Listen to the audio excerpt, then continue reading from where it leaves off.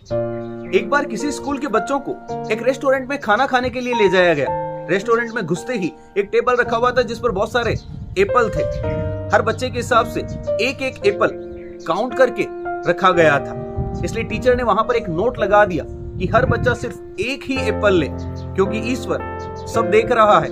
वहीं आगे एक और टेबल रखा हुआ था जिस पर बहुत सारी चॉकलेट्स रखी हुई गई थी, लेकिन क्योंकि ये चॉकलेट बच्चों को खाने के बाद में एंडिंग में दी जानी थी, इसलिए टीचर ने अभी उस पर ध्यान नहीं दिया।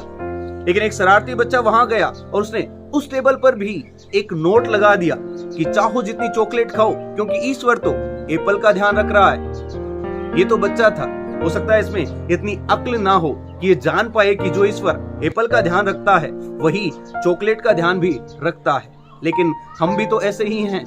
जब हम अच्छे कर्म करते हैं तो हमें लगता है कि ईश्वर सब देख रहा है, लेकिन जब हम बुरे कर्म करते हैं तो यही बात भूल जाते हैं। जब हम किसी को कुछ डोनेट करते हैं तो सोशल मीडिया पे बड़े गर्व से फोटोज डालकर सबको बताते हैं, लेकिन क्या हम तब बताते हैं जब हम किसी के हक का कुछ छीन रहे हो, जब हम किसी से पूछे बिना या बताए बिना उसका कुछ ले रहे हो? क्या फर्क पड़ता है ये सोचकर हम कहीं से छोटा मोटा चुरा रहे हो?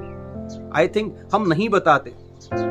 ब्रह्मांड में हर चीज नोट होती है, इसलिए जितना ध्यान हम अच्छे कर्म करने पर देते हैं उतना ही ध्यान हमें बुरे कर्म से बचने पर भी देना चाहिए।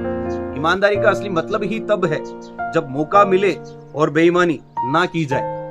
याद रखिएगा, ईश्वर सब देखता है और वक्त आने पर सब कुछ दिखा भी देता है। इसलिए अच्छे कर्म तो कीजिए, लेकिन बुरे कर्मों से बचिए भी।